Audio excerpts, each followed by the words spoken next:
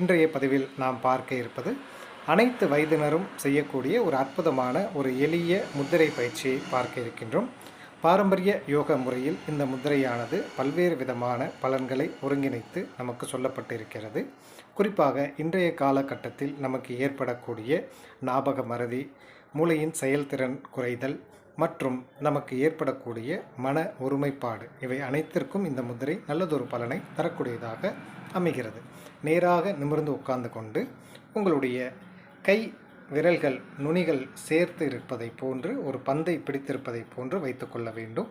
அழுத்தங்கள் தேவையில்லை. உங்களுடைய விரல் நுனிகள் தொட்டவாறு இருந்தால் போதுமானது.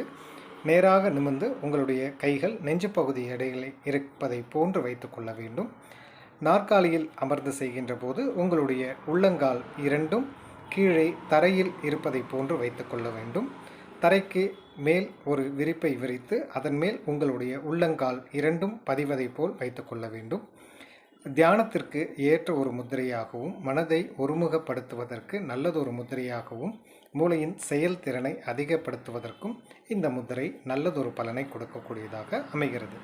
தினமும் ஒரு 10 நிமிடம் இந்த முத்திரையை செய்கின்ற போது நமது உடல் ஆரோக்கியம் மேம்படுவதுடன் மூளையின் செயல்திறன்கள் அதிகப்படுத்தப்படுகிறது. உடலுக்கு பிரதானமாக இருப்பது நமது மூளை.